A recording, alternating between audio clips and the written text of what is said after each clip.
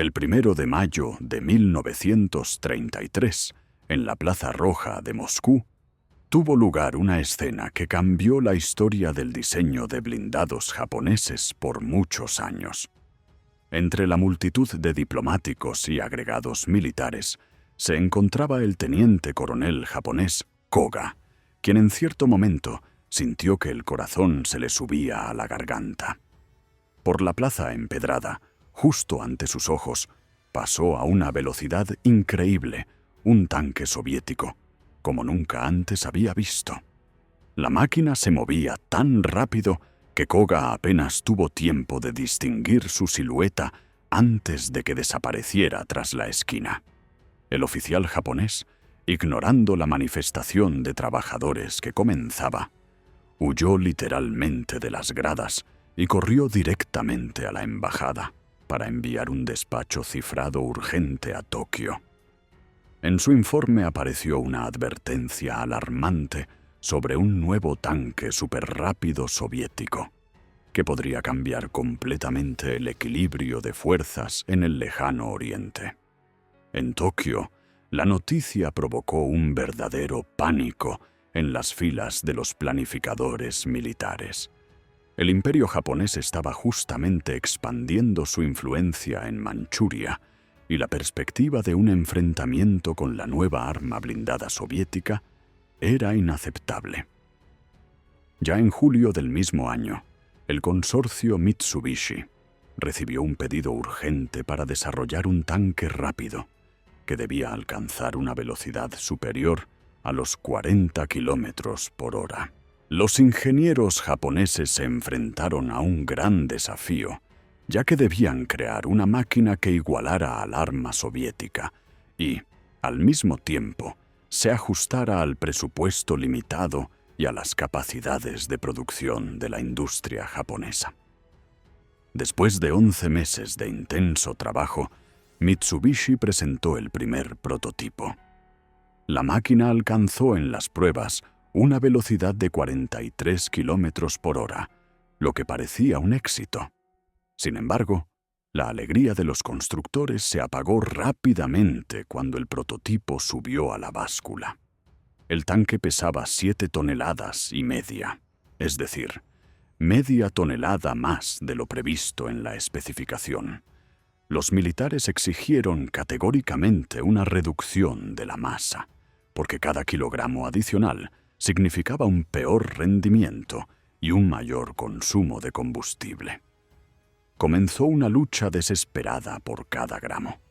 Los ingenieros empezaron a adelgazar la máquina con métodos que en el futuro resultarían catastróficos para las tripulaciones. La solución más obvia fue el adelgazamiento del blindaje. Las placas de blindaje delanteras, que inicialmente tenían un grosor de 15 milímetros, se redujeron despiadadamente a solo 12 milímetros. Era un grosor que apenas superaba al de una típica sartén para freír. Los constructores japoneses eran perfectamente conscientes de que tal blindaje no protegería a la tripulación ante un fuego serio, pero la orden era clara. El tanque debe ser más ligero y más rápido. Después de esta drástica cura de adelgazamiento, la masa bajó a 6,5 toneladas y la velocidad aumentó a 45 kilómetros por hora. Los militares estaban satisfechos con los parámetros, pero nadie pensaba en lo que esta decisión significaría para las personas sentadas dentro. En febrero de 1935, el único ejemplar del nuevo tanque participó en grandes maniobras en la región de la frontera entre Manchuria y Mongolia. Junto con él iban 10 tanques del tipo 89, así como 3 tanquetas del tipo 94. Los guardias fronterizos mongoles, observando estas maniobras desde lejos, aparentemente decidieron fingir que no veían nada. Tras finalizar los ejercicios, el tanque fue aceptado oficialmente en el armamento bajo la designación 2595, lo que correspondía al año 2595, en el sistema japonés de conteo de años, desde la mítica ascensión al trono del primer emperador Jimmu. Sin embargo, los soldados pronto comenzaron a llamar a esta máquina simplemente Ha-Go, lo que significaba tercer tipo. El tanque recibió un diseño de chasis completamente original, llamado Suspensión Hara, por el apellido del mayor Harata, quien la diseñó. Lo curioso es que las máquinas destinadas al servicio en la helada Manchuria recibían una versión reforzada de esta suspensión, con pequeñas ruedas adicionales en el medio de cada bogie. Como propulsión se eligió un motor diésel de 2 tiempos y 6 cilindros en línea, con refrigeración por aire y una capacidad de 14 3/10 de litro. Este motor, a 3.800 revoluciones por minuto, arrojaba 120 caballos de fuerza de potencia.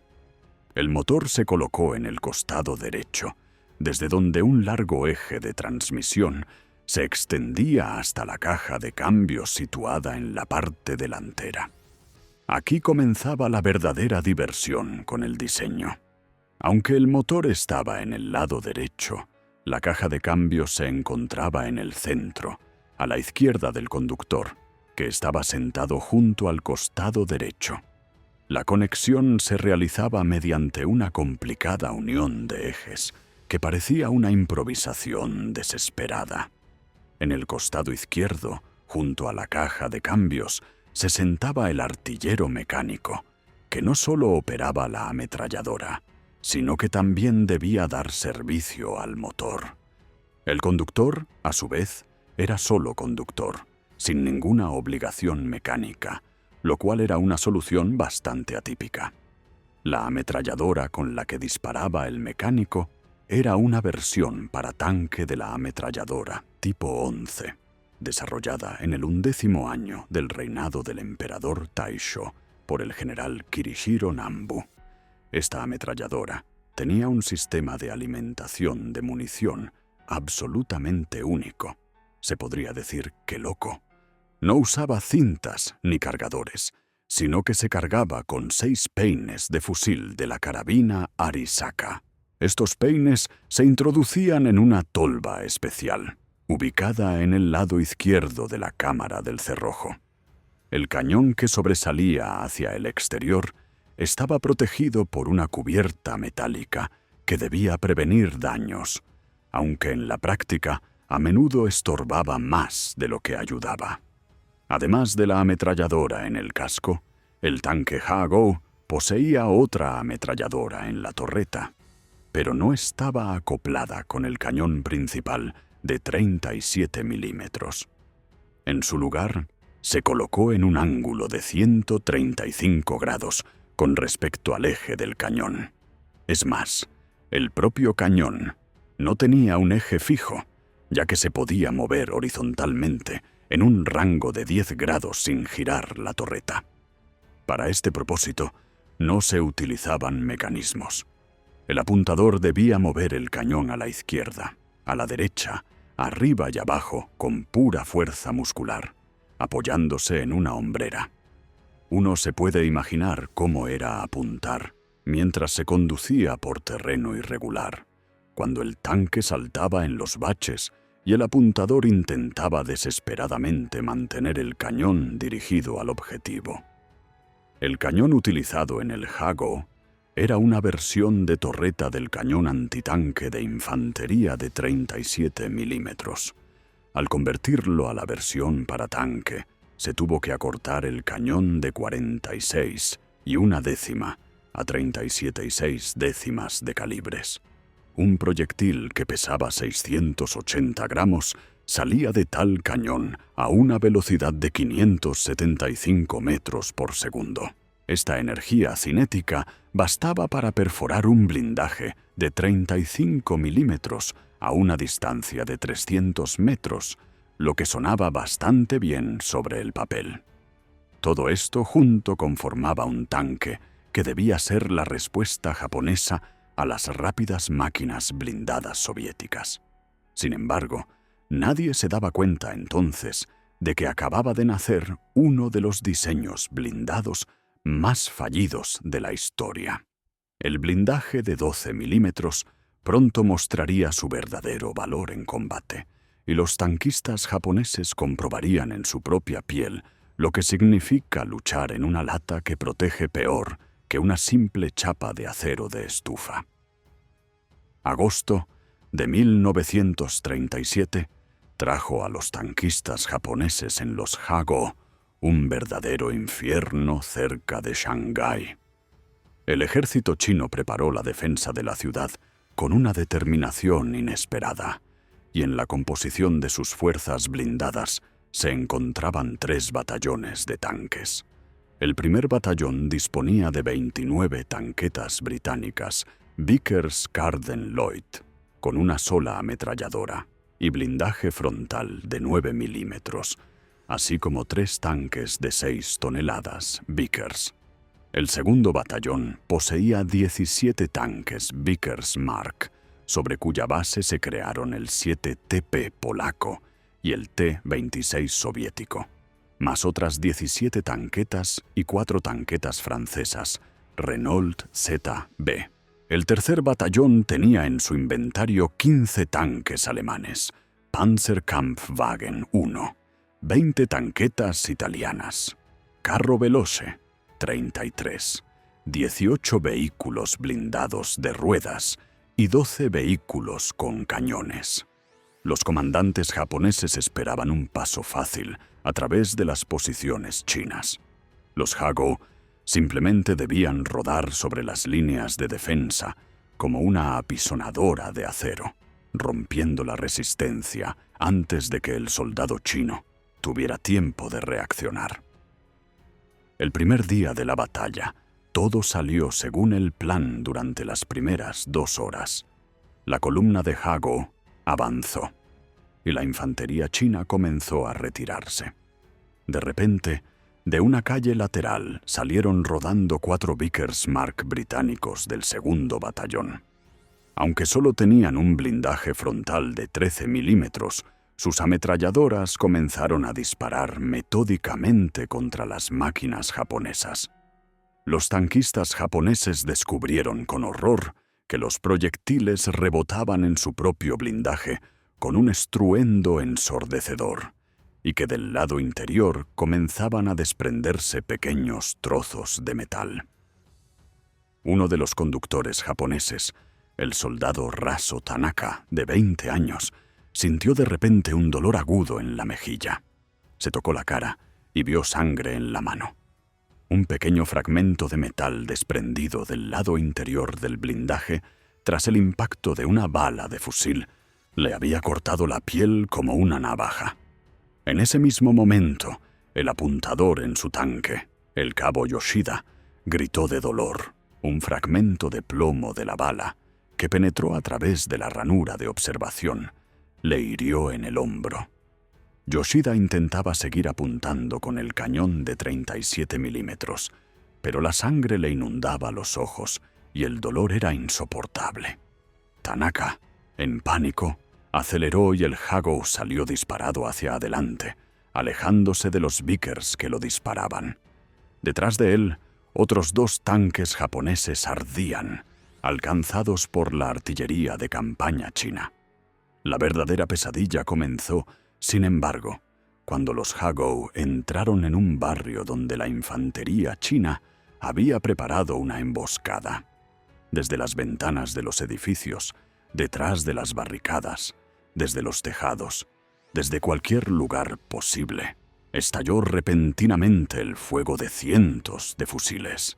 Las balas de fusil golpeaban los tanques japoneses como granizo de metal, creando un estruendo infernal incesante. Dentro de las máquinas se sentía como estar en una campana golpeada por 100 martillos simultáneamente. Los tanquistas japoneses se cubrieron la cabeza con las manos, intentando soportar de alguna manera ese ruido ensordecedor. Pero el ruido era el menor de los problemas. Del lado interior del blindaje de 12 milímetros comenzaron a desprenderse trozos de metal cada vez más grandes, volando por el interior del tanque como metralla de granada. El comandante de uno de los Hago, el teniente Yamamoto, observaba por el periscopio cómo sus hombres caían heridos uno tras otro por su propio blindaje. El mecánico perdió un ojo tras ser golpeado por un fragmento de metal. El conductor tenía la cara desgarrada. El propio Yamamoto recibió un impacto en el muslo y sintió cómo la sangre caliente le bajaba por la pierna. A través de la ranura de observación, no asegurada, volaron hacia el interior fragmentos de balas de fusil y salpicaduras de plomo. Uno de los soldados comenzó a gritar que no veía porque le había entrado plomo en el ojo. Yamamoto dio la orden de retirada, pero en ese momento el motor del Hago tosió y se apagó. Un proyectil chino había alcanzado algún elemento importante del sistema de refrigeración. La tripulación tuvo que abandonar el tanque y huir a pie bajo la lluvia de balas. De los 20 Hago que iniciaron este ataque, solo 11 regresaron a las líneas de partida. Los 9 restantes o bien ardían en las calles de Shanghái o fueron abandonados por las tripulaciones, que preferían huir a pie antes que seguir sentadas en ataúdes de acero. Lo que es peor, los chinos perdieron en este enfrentamiento solo 2 Vickers y una tanqueta. Los comandantes japoneses estaban conmocionados. Sus modernos tanques rápidos, que debían asegurar la ventaja en el campo de batalla, resultaron ser trampas mortales para sus propias tripulaciones. El blindaje de 12 milímetros, que debía proteger a las personas en el interior, se convertía bajo el fuego de fusilería en una fuente de metralla que hería a sus propios soldados. La noche después de la batalla, los oficiales japoneses interrogaron a los tanquistas heridos, tratando de entender qué salió mal. Cada uno de ellos contaba la misma historia aterradora. El blindaje no resistía ni siquiera el fuego intenso de fusilería. Del lado interior se desprendían trozos de metal. A través de las ranuras de observación entraban fragmentos de balas y salpicaduras de plomo. El ruido era tan ensordecedor que algunos soldados perdieron la audición. Uno de los tanquistas lloraba al contar cómo vio a su amigo recibir un fragmento de su propio blindaje directo en el cuello y desangrarse en el fondo del tanque en pocos minutos. El mando japonés se enfrentó a un grave dilema. Tenían cientos de Hago listos para ser enviados al frente, pero ahora estaba claro que enviar gente en ellos era casi una muerte segura. Se iniciaron trabajos febriles para mejorar las máquinas. A alguien se le ocurrió la idea de pegar una capa de amianto en el lado interior del blindaje. Esta debía atrapar los fragmentos de metal que se desprendían durante el tiroteo. La idea sonaba razonable, así que rápidamente se comenzó el montaje de revestimientos de amianto en los nuevos ejemplares de Hago. Nadie pensaba entonces en que el amianto es mortalmente peligroso para la salud y que los tanquistas japoneses que sobrevivieran a la guerra morirían años después de cáncer de pulmón. Otra mejora fue asegurar las ranuras de observación con bloques de vidrio especiales. Debían detener los fragmentos de balas y las salpicaduras de plomo antes de que entraran al interior del tanque.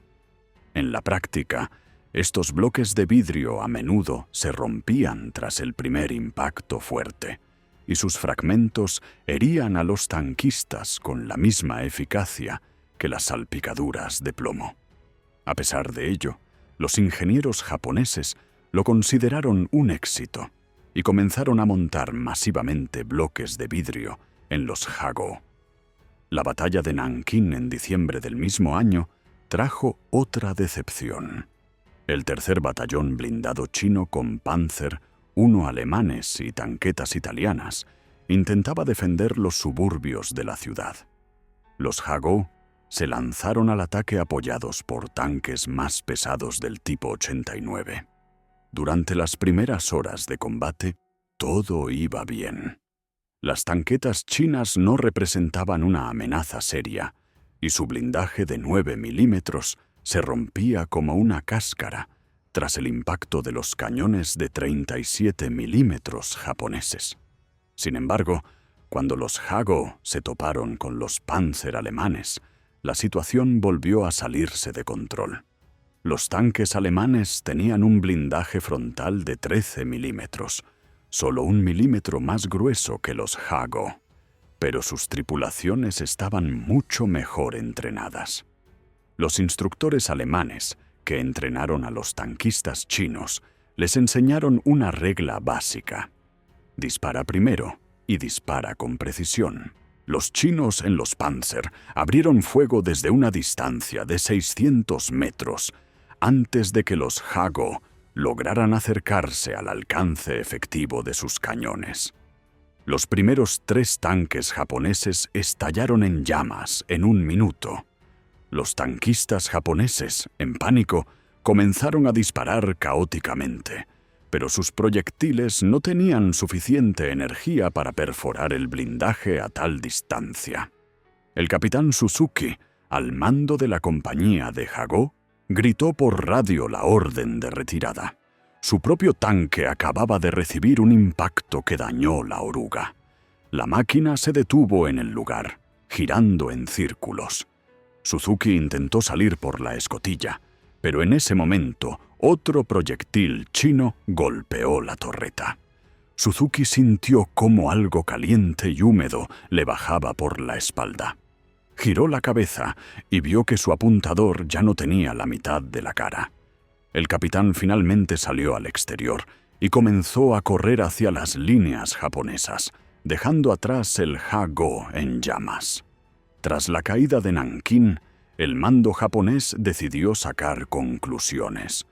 Los Hago no eran aptos para el combate contra tanques enemigos. Su blindaje era demasiado delgado, el cañón demasiado débil, y las tripulaciones morían a un ritmo aterrador. Se tomó la decisión de que los Hago se utilizarían principalmente para el apoyo de la infantería contra un adversario desarmado. Para los combates contra tanques debían usarse máquinas más pesadas. Cientos de Hago fueron retirados de China y transportados a Manchuria, donde esperaban un verdadero desafío que llegaría muy pronto. Julio de 1938 trajo a los tanquistas japoneses otra experiencia amarga en el lago Hassan, en la frontera entre Manchuria y la Unión Soviética. El mando japonés consideró que era el momento ideal para probar los Hago contra un verdadero adversario soviético. Una compañía compuesta por 15 Hago y apoyo de infantería recibió la orden de tomar la colina Zaoziornaya, que los rusos llamaban Besimiannaya. Los oficiales japoneses aseguraban a sus hombres que el T-26 soviético, que vieron en el desfile de Moscú 5 años antes, no era tan terrible como decían los informes de inteligencia. El ataque comenzó al amanecer. Los Hago avanzaron cuesta arriba, guiando a los soldados de infantería. Los primeros 200 metros los pasaron sin problemas. De repente, de la espesura del bosque en la cima de la colina, brotó fuego. Pero no eran ametralladoras ni cañones antitanque ligeros. Eran cañones antitanque soviéticos de 45 milímetros, cuya existencia los planificadores japoneses ni siquiera habían tenido en cuenta. El primer Hago explotó tan violentamente que su torreta voló 20 metros hacia un lado. El segundo estalló en llamas tras un impacto en el motor. El tercero intentó dar la vuelta, pero la oruga se salió de las ruedas de rodadura y la máquina quedó indefensa bajo el fuego. El sargento Kobayashi, al mando de uno de los Hago, gritaba a su conductor que condujera en zigzag. pero en la empinada ladera de la colina, tal maniobra era prácticamente imposible. De repente, todo el tanque se sacudió por un golpe poderoso. Un proyectil soviético de 45 milímetros perforó el blindaje frontal como un cuchillo la mantequilla y salió por la pared trasera, matando al mecánico en el camino. Kobayashi, aturdido y herido por la metralla, logró salir por la escotilla superior y comenzó a rodar colina abajo. A sus espaldas, los Ha-Go restantes se convertían uno tras otro en restos en llamas. De los 15 tanques que iniciaron el ataque, ni uno solo llegó a la cima de la colina. Todos fueron destruidos en 20 minutos.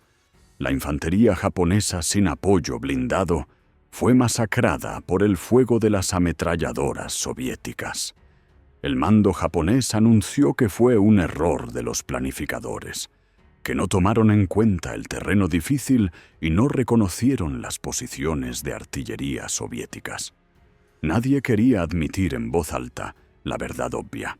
Los Ha-Go eran simplemente inútiles en un enfrentamiento con verdaderos cañones antitanque. Tras esta catástrofe, los ingenieros japoneses volvieron a las mesas de dibujo. Decidieron alargar el cañón de 37 milímetros para aumentar la velocidad de salida del proyectil. Tras la modificación, el proyectil salía a una velocidad de 675 metros por segundo, en lugar de los anteriores 575. Sobre el papel, se veía impresionante. En la práctica significaba que el Ha-Go ahora podía perforar un blindaje de 35 milímetros a una distancia de 400 metros en lugar de 300. El T-34 soviético tenía 45 milímetros de blindaje frontal, así que esta modificación cambiaba poco. Paralelamente, el ejército japonés estaba cambiando a un nuevo cartucho más potente, de calibre 7,7 milímetros con una longitud de vaina de 58 milímetros. La bala, con una masa de 11,3 de gramo, salía del cañón de 650 milímetros a una velocidad de 741 metros por segundo. Para este cartucho se desarrolló una nueva ametralladora, que los japoneses simplemente copiaron de los trofeos chinos. Era la checa ZB-26, producida en Gran Bretaña como Bren. Los japoneses no se molestaron con la licencia y simplemente hicieron una copia uno a uno. Las nuevas ametralladoras comenzaron a llegar a los Sheigo, reemplazando al viejo tipo 11 con su absurdo sistema de alimentación por peines. Todas estas modificaciones debían preparar al Heigo para la verdadera prueba, que llegaría en mayo de 1939, en el río Shaljin-Gol, en Mongolia.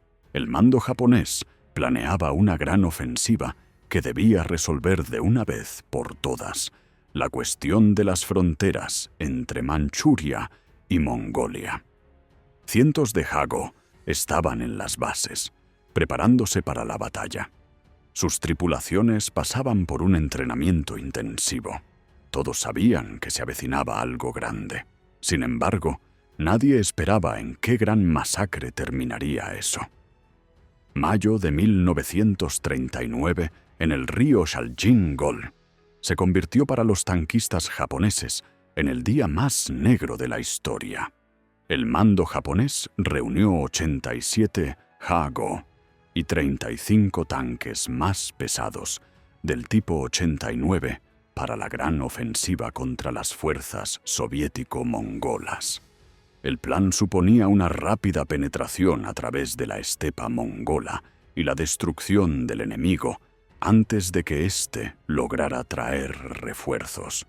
Los generales japoneses estaban convencidos de que su superioridad numérica y el elemento sorpresa les asegurarían la victoria. El 28 de mayo a las 4 de la mañana, la columna blindada japonesa se lanzó al ataque. Los Ha-Go iban en cabeza, con la misión de llegar rápidamente a los cruces del río. Durante la primera media hora todo salió según el plan. La caballería mongola se retiraba ante los tanques que avanzaban. De repente, de las colinas a la izquierda de la columna japonesa, emergieron máquinas extrañas, como las que los tanquistas japoneses nunca habían visto. Eran los BT-7 soviéticos, tanques rápidos de diseño Christie, que podían alcanzar una velocidad de 60 kilómetros por hora. Detrás de ellos llegaban los más pesados T-28 con cañones de 45 milímetros. El ataque soviético por el flanco sorprendió totalmente a los japoneses. Los BT-7 salieron disparados a una velocidad increíble, directo hacia el flanco de la columna japonesa, disparando a los Hagō con sus cañones de 45 milímetros. Los tanques japoneses intentaban dar la vuelta para enfrentar la amenaza, pero sus lentos mecanismos manuales de giro de torreta no seguían el ritmo de la rapidez del asalto soviético. El primer Hagō fue impactado en el costado, donde el blindaje tenía solo 10 milímetros de grosor. El tanque explotó de inmediato, matando a toda la tripulación.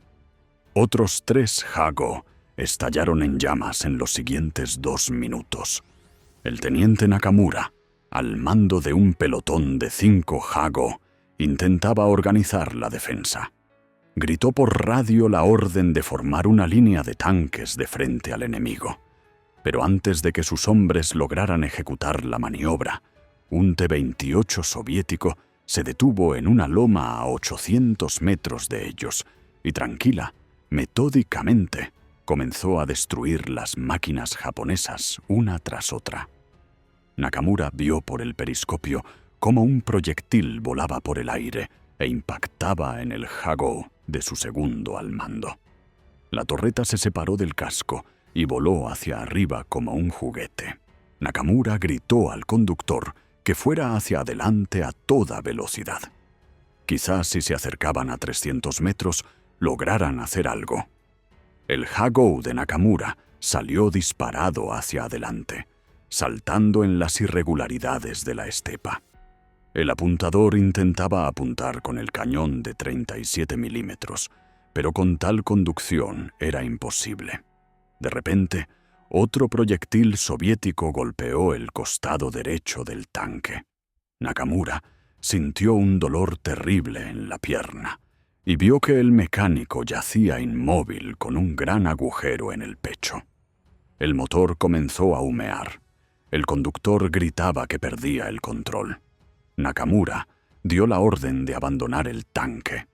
Los 3 miembros supervivientes de la tripulación saltaron al exterior y comenzaron a huir a pie, mientras a su alrededor explotaban los proyectiles soviéticos. Para el mediodía, de los 87 Hagō que iniciaron la batalla, en el campo de combate quedaban solo 23. El resto ardía o yacía destrozado en pedazos. El contraataque soviético fue tan rápido y masivo que el mando japonés perdió completamente el control de la situación. Los tanques tipo 89 intentaban salvar lo que se podía, pero ellos también sufrían grandes pérdidas. Los BT-7 soviéticos conducían alrededor de las formaciones japonesas como lobos alrededor de un rebaño de ovejas, eligiendo siguientes objetivos y destruyéndolos desde una distancia segura. El 3 de julio, tras más de un mes de combates continuos, el mando japonés admitió la derrota y retiró las fuerzas restantes. De más de 100 tanques que participaron en la campaña en Hal-Shin-Gol, a las bases en Manchuria regresaron apenas 18. La mayoría de los Hagō fueron destruidos o abandonados en la estepa. Los generales japoneses escribieron informes detallados en los que culpaban de la derrota a todo: el mal terreno, la superioridad numérica del enemigo, el elemento sorpresa.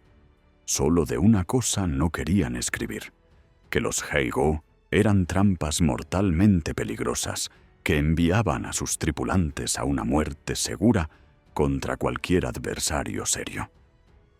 Tras esta catástrofe, la mayoría de los Hego supervivientes fueron retirados de la primera línea y transferidos a unidades de guarnición en Manchuria y en las islas del Pacífico.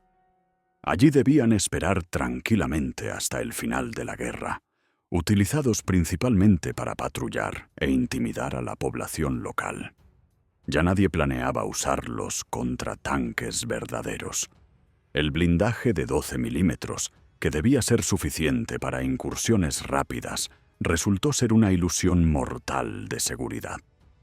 El año 1943 encontró a cientos de Hago dispersos por pequeñas guarniciones en las islas del Pacífico. El mando japonés consideró que estos tanques aún podían servir para la defensa de posiciones fortificadas contra los desembarcos estadounidenses.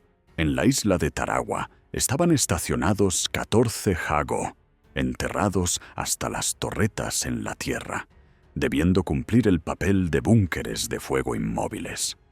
Los ingenieros japoneses consideraban esto una idea genial, porque un tanque enterrado presentaba un objetivo más pequeño y su cañón aún podía disparar. El 20 de noviembre, el desembarco estadounidense golpeó Tarawa. Las primeras oleadas de la infantería de marina se toparon con el fuego de los Hago enterrados, pero los estadounidenses se dieron cuenta rápidamente de que tenían que lidiar con objetivos inmóviles. Llamaron en apoyo a tanques Sherman, que se arrastraron hasta una distancia de 300 metros y comenzaron a destruir tranquilamente las posiciones japonesas una tras otra. Los proyectiles de 75 milímetros de los Sherman perforaban el blindaje de 12 milímetros de los Haigo como papel. En 4 horas, los 14 tanques enterrados se convirtieron en tumbas humeantes de sus tripulaciones. En Saipan, la tripulación japonesa de un Hago decidió llevar a cabo una desesperada contraofensiva nocturna contra las posiciones estadounidenses.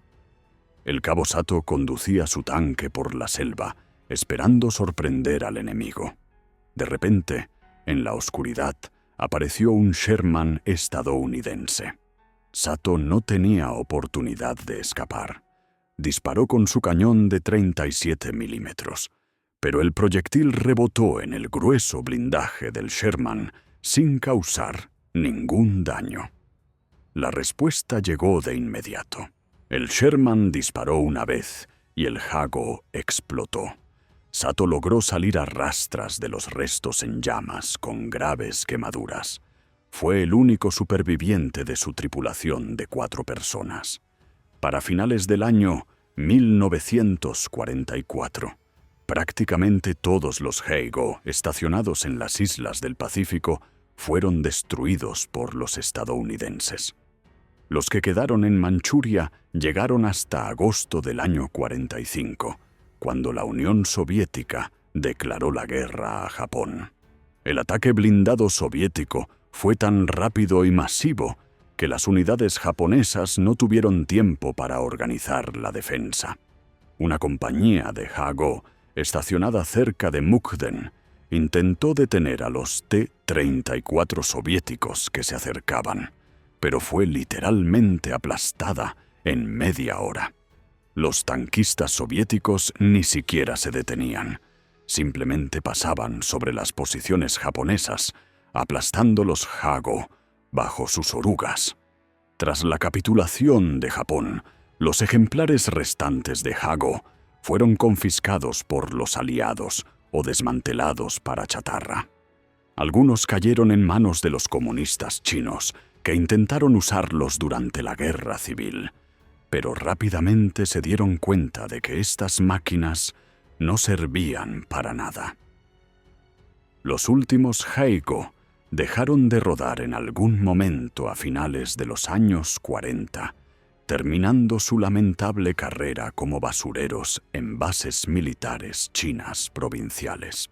El tanque, que debía ser la respuesta japonesa a las rápidas máquinas blindadas soviéticas, resultó ser uno de los diseños blindados más fallidos de la Segunda Guerra Mundial. Su blindaje de 12 milímetros, más delgado que una sartén, envió a la muerte a miles de tanquistas japoneses, que tuvieron que luchar en máquinas que los protegían peor que una simple caja de acero. Si te gusta esta historia sobre el absurdo blindado japonés, deja un like bajo este material, escribe en los comentarios qué piensas del Heigo y asegúrate de suscribirte al canal para no perderte las próximas historias fascinantes sobre la técnica militar más extraña. Nos vemos en el próximo episodio.